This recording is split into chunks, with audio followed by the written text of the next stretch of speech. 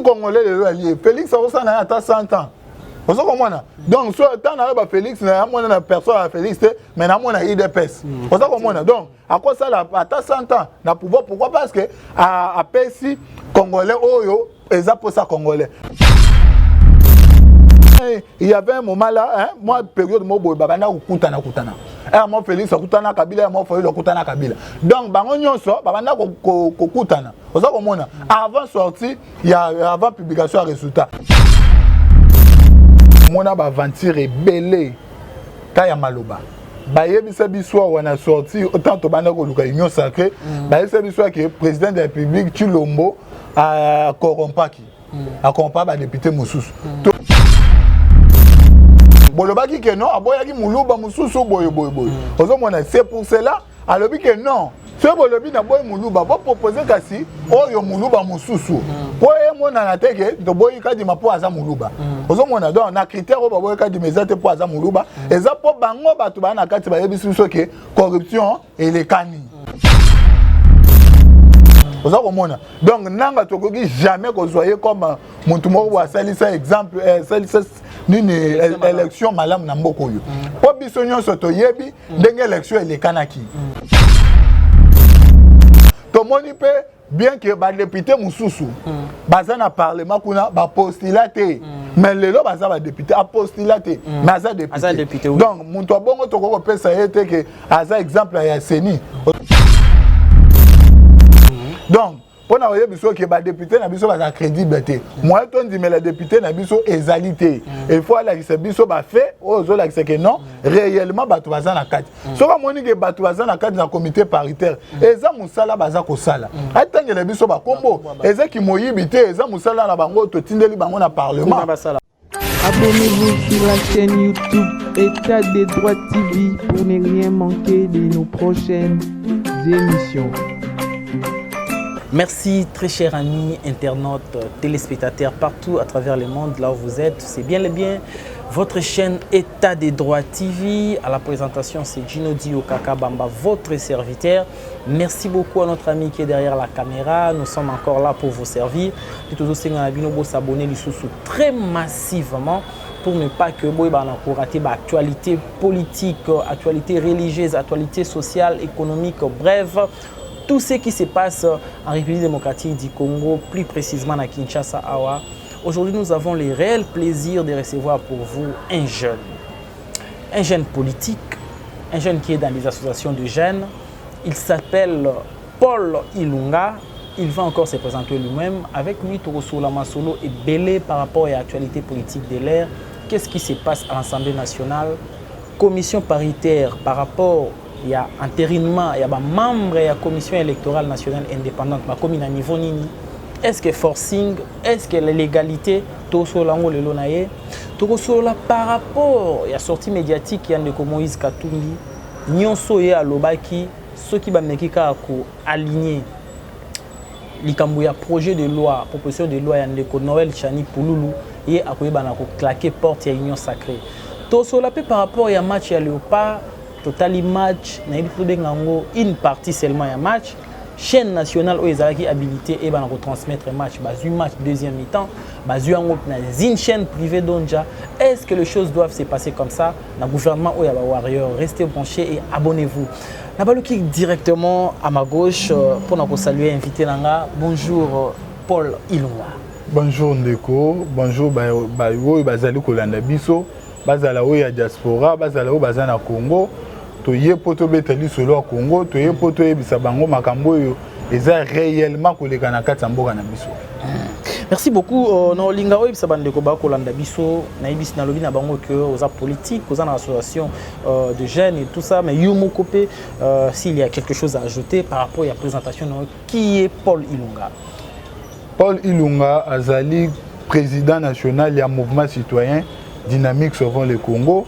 Paul Ilunga Azali au babenga activiste social. Pourquoi? Parce que Azali au atala qui est social à la population na biso.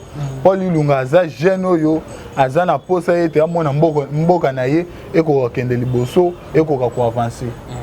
Merci beaucoup Paul Ilunga et Yohana. Ndeko Paul Ilunga toujours mon ndenge actualité politique ndenge mboka za ko tambola Torobanda d'abord na likambo ya Seni, dossier ya Seni o wapi ba tata na biso ya molimo ba chef religieux ba ndeko ya ba confession religieuse ba yokani malamu te 6 bake na ngambo yo 2 bake na ngambo yo 6 bake na PV na bango 2 balobi PV wana eza légal te ekomi na niveau ya Assemblée nationale président Mbosso na bureau ba yebi na ko organiser commission moko paritaire de façon que ba traiter dossier wana toyoki que commission paritaire ba komi déjà na stade ya musala esili ba zongi si rapport na bango na niveau ya bureau ba kozela kaka plénière a fixer date pour makambo ani salama yo komona ngona anglais nini ndeko avant na ko beteli solo a nini ya comité paritaire il faut que yeba ete bandeko na biso ya FCC o bazana opposition na bandeko na biso ya Lamuka o bazana opposition baboya kotinda batu na bango na kati ya commission wana.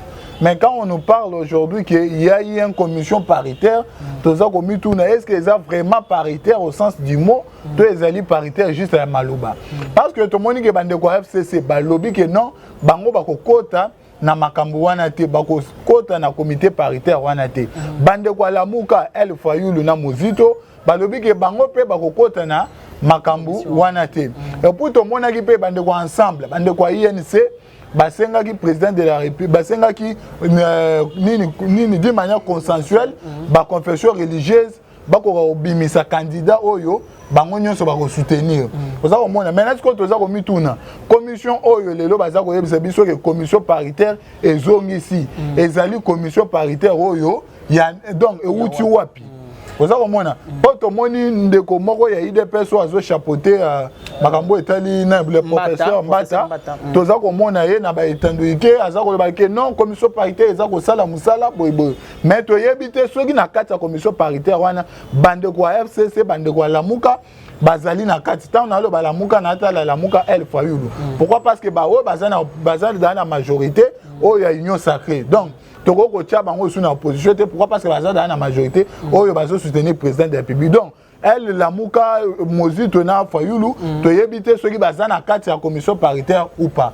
donc ezo toza na mois d'août na commission bazo benga la biso commission paritaire mais ndeko Paul Ilunga ezana moko ya membre ya commission paritaire wana honorable Eliezer ya lobby été Eliezer Tambwe a lobby été na kati ya commission paritaire oui toutes les forces il y a Assemblée nationale c'est-à-dire majorité y compris opposition baza représenter malgré qu'azala qui incapable ya otanga ba kombo ya ba collègues na ya opposition baza représenter kuna mais à lobby c'est vrai que opposition eza représenter na kati ya commission ndeko yebi na mboko yo to mona ba aventure ebele ta ya maloba ba yebisa biso wana sorti autant to banda ko luka union sacrée ba yebisa biso que président de la République Chilombo a corrompaki accompagné ba député Moussus to luki to yeba corruption ngo elekeni wapi to yeba kite tilelo donc ba biso ba Moussus to yebite place corruption en eleki donc pona ko landa ba député na biso to yoka ki modèle lo ba pesa ba 12 millions Daniel Safo lo ba ki ya ye donc to mona ke mutu na mutu bana pesa prix na ye donc pona oye biso ke ba député na biso ba crédible te moi to ndime la député na biso ezalité il faut la ki biso ba fait ozo la ki que non réellement ba to baza na kati so ka moni ke ba to baza na kati na comité paritaire eza musala baza ko sala atangela biso ba kombo eza ki moyibi te eza musala na bango to tindeli bango na parlement donc ba koki jamais ko banga ko yebisa biso ki muntu tel aza kuna ozomona to mona ki na nini proposition de loi antiani ndenge nani ndeko na biso honorable Ntingi ayebisa biso ke ba député mususu ezala ensemble baza ko signer ba biloko wana donc bazo soutenir ye to mais na réalité makambo to moni ke za yango te donc biso toza na posete so ndeko eleza lobi ke réellement ba comité wana eza paritaire asitele biso ba kombo essentiel la muka yebike te par exemple Ndomba Sazakuna honorable Ndomba Sazakuna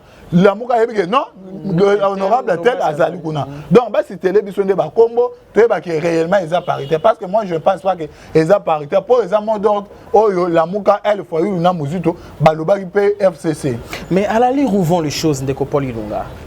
Déjà, bango commission prof Mbata wazaki président de la commission paritaire à lobby ba silisi musala rapport final ba pesi na bureau et tira les gars ka bureau a tiango na calendrier a sa date pour que ba débattre devant plénière. À la où vont les choses au monde eza forcing ba OK na légalité ou comment? Ndeko omoni biso il faut to meka ko banana na bandeli majorité union sacrée outu wapi c'est parce qu'il y a un président de la République oyo biso ba congolais moi qui vous parle nazaki parmi bato basenga président de la République a créé union sacrée akabwana Kabila tant wa yebisi ba député que non ba na posa ba travailler na union sacrée ba kota nde ba député ba yaki maintenant est-ce qu'il faut to mituna est-ce que ba député wana ba ye vraiment pour ba travailler na président de la République ba sungaye to ba ye juste pour protéger ma poste en bango parce que ils étaient devant des modules des mamakambo oui oui ceux qui ont boyi président on dit au soutenir président au tika na parlement donc biso ba musuto bana ko lobaki ceux qui ba boyi toke na dissolution oza omona peut-être yango nde faire reculer bango ba ko travailler na président de la République maintenant il faut que mituna tant ba ko travailler na président de la République ba ye pour ba sunga président ou pas. Parce que s'ils sont en train de faire ce qu'ils sont en train de faire, ils allaient qu'on soit président de la République. Pourquoi? Parce que biso ba mususu tozana pour ça kadima te. Toyebi bien denga kadima bimi. Toyebi bien avant sortir à kadima ba conseil mususu président de la République, ba sala ba tweet ba zo ko soutenir kadima avant même sortir à candidat président candidat à Séni kadima. Ozo komona. Donc to moni que non. Mutuoyo azali mutu aza soutenir na pouvoir en place. Papa était diséré d'ailleurs biso ceux qui candidat à Séni aza soutenir na pouvoir en place, c'est que Rosana est indépendante. Vous avez compris? Awa toboya ki na 2016 tango Edem Kojo ayaki awa pour na dialogue. Papa était diséré d'abord ki justement parce que tu vois ki Edem Kojo akendaka na fête ya bato Kabila. Vous avez compris? Donc biso peut constater que non. Candidat oyo aza soutenu pour pouvoir en place tokoki ko ndima ye pourquoi parce que à cause de la volonté il y a pouvoir en place mais ndeko Paul nakata mukie ndeko nanga bien sûr que autaki na confession religieuse ECC protestant et tout ça là bato bando benge pe muto Kabila bato opposition à l'époque papa Etienne Tshisekedi Félix Tshisekedi balamuka non à l'époque pas lamuka mais ba force vive union soezaki na sima papa Etienne Tshisekedi na Félix Tshisekedi banda hotelemele mais tomoni après ces résultats Félix Tshisekedi a devenu président de la République pourquoi bozobanga Kadima kombo ya Kadima ndezobangisa to nini oyo bozomona na kati ya Kadima ke ils ont ça là que Kadima a une tendance moko même tendance na présidence de la République même tendance na pouvoir en place ndeko moni na mboko yo tokoki jamais kozwa comme exemplarité nanga donc cité comme nanga même devant bana na biso baleki na biso ezali ko sala biso soni ndeko yo za ancien candidat député national oyebi makambo elekanaki na législature oyo bandeko bazasi ko na parlement oza komona donc nanga tokoki jamais kozwaye comme muntu moko wa salisa exemple salisa nini élection malamu na mboko oyo po biso nyonso toyebi ndenge élection elekanaki oza komona toyebi bien ndenge Félix Tshisekedi comme président de la République tolobi te que Félix Tshisekedi nanga nde muto elekisi non pourquoi parce que ba ope ba voter Félix ba koyebi biso que candidat na bango aleki oza komona mais biso toza koloba ete toyebi bien ndenge ezwa biso temps il a fallu peut-être ba personnalité ba kutana pour que et après un moment ba ya ko bimisela biso président de la République oza komona il nous a il y avait un moment oyo moi semaine mo le kanaki semaine entre bana obenga ngo semaine à dialogue donc après les élections dialogue oui entre élection au biso tokena voter na publication il y a résultat il y avait un moment là hein moi période mo boy baba na kutana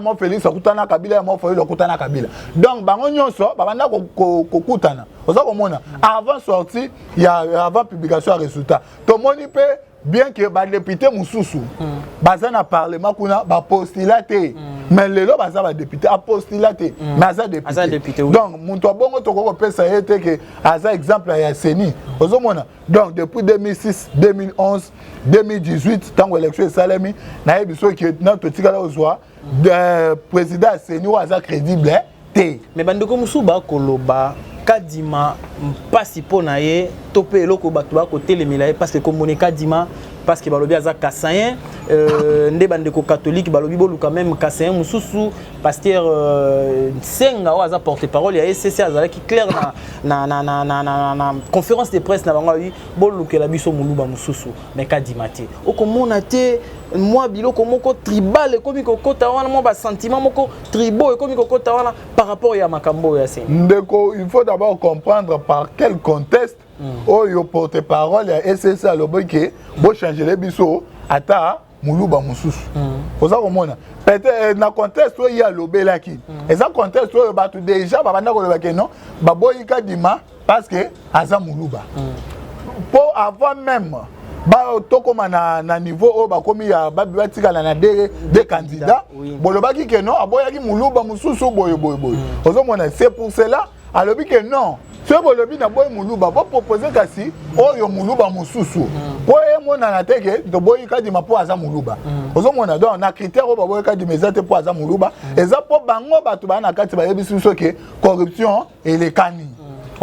Mais c'est difficile à prouver aujourd'hui. Oui, c'est difficile à prouver. Pourquoi? Parce que Ezali, au moins la minute, ceux qui par exemple SSC ou bien catholique, la qui là ou bien réellement corruption et les kindengeni.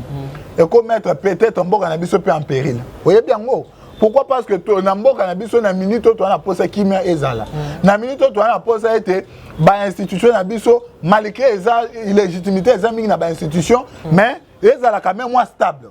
On comprend. Donc il y a les sous que la déclaration au kola qui se ke banle comme sous bazui kanyaka et peut-être comme mettre bon cannabis en péril. Il y a na sens il y a sagesse na bango babi que non to cité comboté même biso tozo sabino que corruption et les cani na kati po bango ne baza na kati ya nini wana maintenant total la côté crédibilité il y a la confession religieuse toke na catholique est à 2006 2011 2018 aboyaka souvent ba candidat oyo yaye oza komona ko bandana malumalu et les autres aboyaka penza ba candidat ya batunaye maintenant vu que aboyaka ba candidat aboyaka batunaye pourquoi? Parce que justement parce qu'a trouvé bango baza crédibilité et puis au finish résultat ni toko maranamo ce catholique a boyi suka toke ya ka ko comprendre ka catholique a zaki na raison oza komona donc vu que dato constater le ko wana eza le quoi moi expérience auto constater catholique soka mo ni kambu peut-être mon rango ka boité il faut to landela nanu to yeba pourquoi aboyi bon tant to landé to bi non bolu ke la biso candidat mosusu catholique na SSC bolongo la candidat na bino pesi confession religieuse bolongo candidat na bino bolu ke siko ba candidat mosusu to na ba candidat ebele mais ndeko Paul ba avancer qui déjà na musala ba bandi musala 8h ba suki si 21h ba komaki presque à la fin ba longwe lokwa ba bi charte na bango senga ba lekana consensus c'est simbité et comment na niveau ba lekana élection donc entre ndeko ba catholique na SSC ba présentaki na ndeko ba kimbangiste ba présentaki donc ba comme na niveau ba catholique ba bitongi to la toza fatigué ba kangi ba mwinda ba kangi ba porte bobima mais tango boko kutana eza pour que bo avancer mais ko zonga lisu ko longola ba kanda ko zonga zéro monte que bo zonga sa sumbo kasika lobby soki élection salamité en 2023 à qui la faute ndeko faute ko ngombe ba président de la République Félix Tshilombo. Comment ça? Parce que Yende Aza père de famille. En étant un bon père de famille, ce que moi je makambo etambola bien tenanda basala ranini, on vend ici bateau, au solo na bango. Au lieu que zo batan ko kenda ba Italie, ko kenda na bamboka ba paya, tandis que mais contact de ti le ndeko, contact tout le monde en ata na misala. Donc yebi ke soki yo ndeko fo yeba. O moni yo lelo soko bimi, bana ba yebi ke ate papa ke musala. Soko ye o meme biso lo côté. Lobo bimi, bana ba papa ke musala. Papa o yeba bi papa ye nzale sili, bon o ye suna lo côté. Troisième fois tango ya bana ba yembe lo susu. Balembi. Pourquoi? Parce que bayebi que mais tata ke empêchement moko ezo salama o ezo permettre de papa zoa empêchement o ezaki lokola coronavirus yango ndem te freiner mangamio à travers le monde ndeko na lobi bo ezaka mboko nde coronavirus c'est partout eza pandémie. Oui, c'est partout eza pandémie. Quand on appelle pandémie c'est que eza partout eza mondial. Vu que eza mondial c'est que ba mboka mususu pe ezali. Maintenant pourquoi ba mboka mususu wana bazoli bien baza bien par rapport na biso. Et puis il ne faut pas aussi oublier 2 ans, il y a confusion, il y a cacophonie, au salami na mariage, FCC cash. 2 ans, on est presque. Ndeko biso ba mususu bato to bisa président Félix Kabwana Kabila, tu dois comprendre que IDPS ndenga za boye ye makambu na ye pouvoir na ye senga na ye kosala ngo kaka aswani na ndeko yo alongwe aswani na ndeko alongwe aswani na ndeko yo donc eza nango musala na bango biso to yaki pona ko aider tant to ye pona ko aider to tena to senge bato yo musala na bango aka koswana na baninga oza komona ndeko donc lobby baswana kina nani na FCC bakabwani après baye baswana Vital Kamerhe bazwi mwana bato bakoti na prison après lelo ekomi Moïse Katumbi lobby wana ezaki Martin Fayulu donc oza komona ke bazali koswana na bato mais biso siko koswana na lobby boy biso koswana wana epesa biso eyanote biso toza posa ke Congolais alia Congolais azala bien makambo esili oza komona soki Congolais lelo alie Félix akosana ata 100 ans. Donc, sur le temps, on a Félix, on a personne à Félix, mais on a IDPS. Donc, à quoi ça, à 100 ans, on a pouvoir, pourquoi? Parce que à Pessi, Congolais, Oyo, ils ont pour ça Congolais. Mais sur la Pessi, ils ont pour ça Congolais. Si on a un donc, biso toza posete Congolais lia, Congolais ça bien. Tala makambozo le Ganaka marché ya Kinshasa. Tala makambozo le Gana vu province ya Kinshasa. Tala makambozo le Gana Congo. Nazo biso que plus de 12 provinces, si je ne m'abuse pas, Oyo ba gouverneur bazate, ba vice-gouverneur bazate. 14 oui. Donc pour moi que manque ça ko tambola té. Maintenant, yo attaque un bon père de famille. Mais wana ezali mingi ya FCC eza eloko président de la République a hérité ango parce que au boss sanate que gouverneur seulement ya Kasai oriental là zaki ya IDPS les 25 autres provinces ezali ka FCC nani gouverneur oyo ya nani oya Kasai oriental za ya IDPS oui car les seuls mais les seuls wana lo ni na sali les seuls wana la Kasai yango IDPS asilika ah moi to comment raisonner ata o to bana benga Jack Borongo ekasanje oui to oh mais mono mabeso donc mais kasi ya sali le rotet pour ceux qui zaki attaque yo ye o effacer biso Jack Bower to le baké non maintenant mon toyer de personne mon tozo sale mais yo sali le côté to se rappelle na Jack Bower vous mona donc to mona ke o sala mon toyer de personne o za mon toyer de personne Moussalande il faut compter. Parce que ceux qui sont autant na boule que au monto IDPS, au monto ensemble, au monto FCC, Congo ko avancer. Mais ceux autant que non, je suis congolais, je dois travailler pour le bien-être de mon pays. Donc au moins que moi ko avancer. Exemple. Oyo lelo bakanyo, lelo azati na Kinshasa awa, Richard Nowej. Lisumuni na ngwa sali. Mais toza ko mona ke parmi province na yeza parmi ba province to bana ko mona mo avancement na musala. IGF to mona pe ko inquiéter d'abord na province na pour que aye ba makambo etala mboli ndenge ni. C'est après que ministre intérieur a otika kende. Kasi Fifi ye wana komi Fifi Tshisekedi. Oyo ko mona sika ngwana. Fifi Tshisekedi. Pourquoi? Parce que a commis soutenir na pouvoir ya Félix Tshisekedi. C'est comme si ba comme bloquer Richard juste après hier aye bandenga ko sala musala. Tozo pèse exemple à Zoé Kabila. C'est la personne oyo tant comme président de la République na Twitter qui puis je dis tant comme gouverneur na Twitter qui j'ai dit que Congo est en chance té. Ozomona maintenant to na musala. Ba tongi ba biloko bele kuna. Omona ka sala musala. Avec quel argent?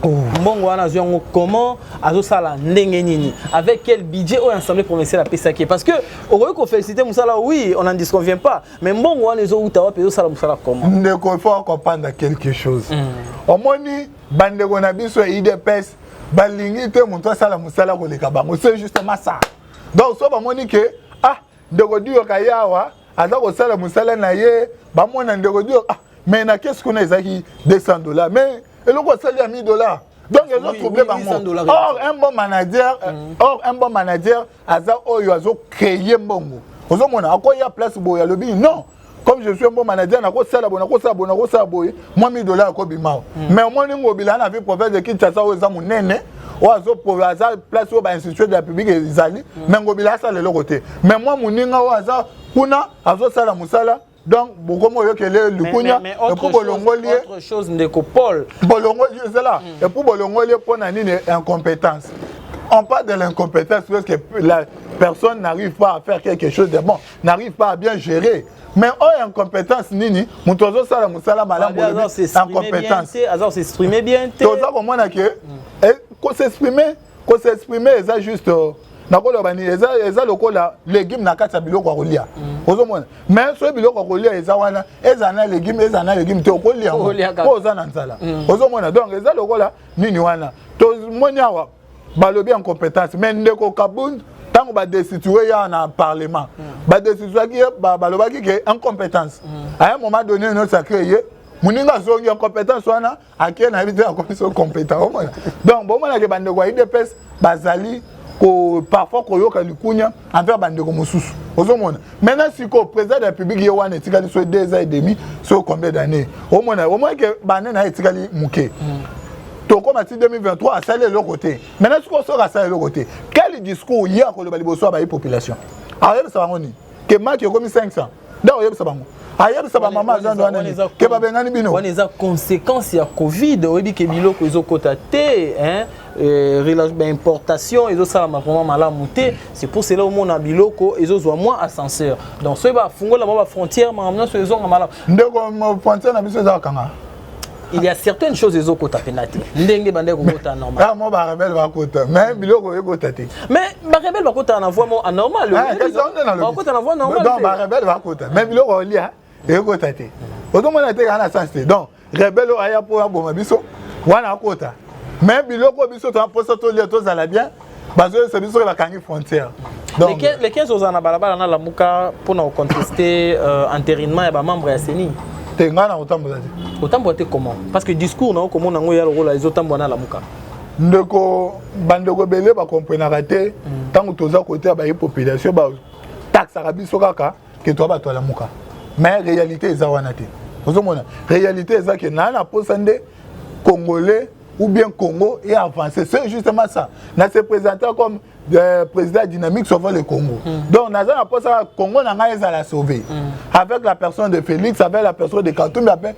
la personne de Foyulu problème exact mais essentiel Congo na nga eza la sauver na moni ke bande ko na biso belé eza la muka eza la ya nini ça là souvent ba marche justement pas pour na avantage na bango mais ram e kata biso ba crédit yo so mona foyulu lo bali kambara yo so mona foyulu abeti li solo ram nanu te na mito na ya téléphone est accepté to yepe ba kata ke concerné na ram ozo mona foyulu atikala lo bango te mosu to atikala lo bango te Katumbi atikala lo bango Mbemba atikala lo bango te Félix atikala lo bango te po bango nde ba leader na biso o mona batikala lo bali kambara ram te ezala ba mboso ezala ba nai batikala ko lobelango ezala ba député na biso bana parlement maintenant ce qui concerne CENI vika yebi ka oza candidat président en 2023 te akobomisa bana batu justement parce que c'est non là moi je profite de cette occasion pour na yebi ça ba jeune o baza ko landanga ba papa ba maman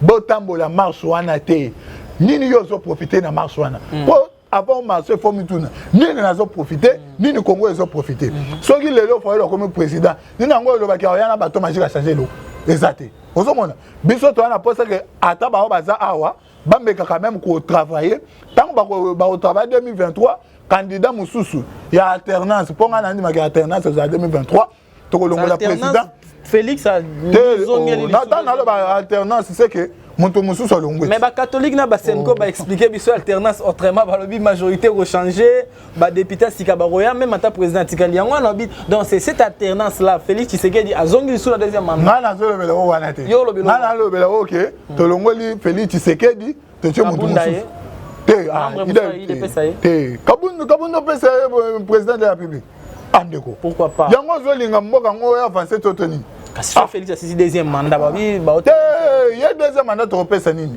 montu message je ne savais pas je n'étais pas au courant et to pesa ndenge nini ba pesa quand même parent qui o ayebi makambo ile kana ndao so yo parent oyeba yebiso o mwana na kena classe attends aza classe je ne sais pas et mwana na azui combien de pourcent je ne savais pas donc to pesa ndenge nini c'est que o contrôler bana te o contrôler bana za o ayebi souwe ya bana ozomona mais est-ce que yo contrôler biso te o contrôler bana e bana na yo ezande biso o contrôler biso te to sign 2023 to tigelo susu ah ndeko senga mususu ane oza mulaiti.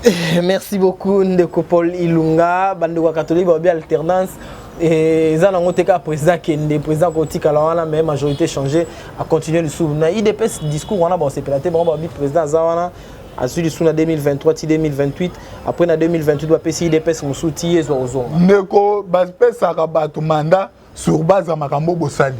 Yo yebisanga si aujourd'hui on organise les élections et que l'élection est crédible, je parle bien de la crédibilité et de la transparence.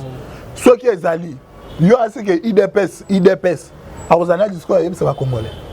IDPS a osana discours yebisa. Tout le monde dans la vidéo président de la République quitte na Italie. Bazo bisaye bandeko ba combattre ba président na sangisi mongo pour que bandeko ba ya awa ya ko so atana moko na biso président biso ngo bandeko depuis na etongo tisiko na liete a passer mais voilà quelle vidéo na moni yangote non c'est pas vrai oh yangote yo ko mona pesa ngango yangote c'est pas vrai non akamwe abi bandeko ai puza penza ko place za ko bandeko de na bona utso ko makasi ko na liete batiki ya leki. Mais c'est aussi donc toza komona que soki makambo ko sa les alliés makambo ko sa les alliés ke basali wana discours ko ya ba yebisi soki était to travailler bien pour na boy wana to sepel mais ce discours ezate on ko le yebisa congolais nini par exemple il faut qu'on se le dise la vérité o yebisa mama Zanduni o yebisa mama Zanduni ke ndenge eza boye nini babengani bino na Zando bo pesa nga senga mususu ba ko bongisa bino Zando non okoyebisa muntu akoma osomba maki 500 ndenge nini kete somba na maki 500 bakokitsela yo koma 300 na ndenge nini donc oza komona ke président de la République akozanga discours ya koloba omona akozanga discours oyo akoki koloba donc yango nde biso tomoni ke ye akosala na ye kaka mwa manda moko donc topese pe mwa senga talaka IDPS asali komba na mboko oyo toyebi bien komba IDPS na kati ya mboko oyo wana tokoni yango te senga na bango et mérité bango.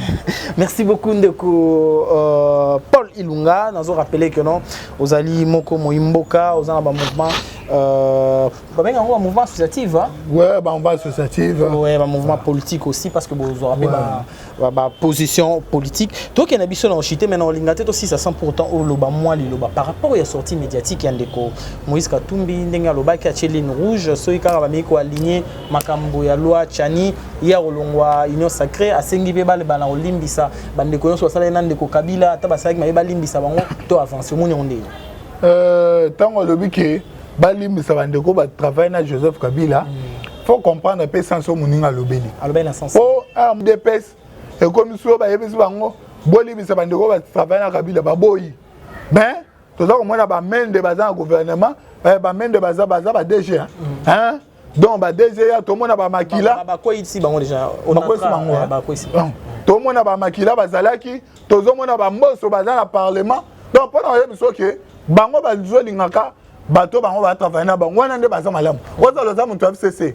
le longo e kasa joza malamu ya onde Gabriel Mogalobi justice tribal yepe akomi état de droit tribal donc au moins que so on travailler na bango wana komi malamu mais so on lobi ke te na travailler na binote wana ba komo ko attaquer yo et to zwa ki munduki et to salaki boy ozo mona donc to mona ke banda kwa IDPS baza ko taxer ka ba adversaire na bango wana yango nde Moïse Katumbi abi non boko ki pe ko limisa lingo le bateke justice landela te so justice landeli justice est établie vérité parce que c'est ça la justice ou établira vérité vraie vérité ozomona donc justice landela mais boko ki pe ko limisa ba makambo mususu ezanga tina ozomona makambo lokola soit disant te matata poni faut balandela to yeba bukanga lonzo utuwa mbongo na biso ke wapi mais makambo lokola to lokota ki ba arma na ndako John Numbi ozomona wa makambo balandela te pourquoi parce que c'est général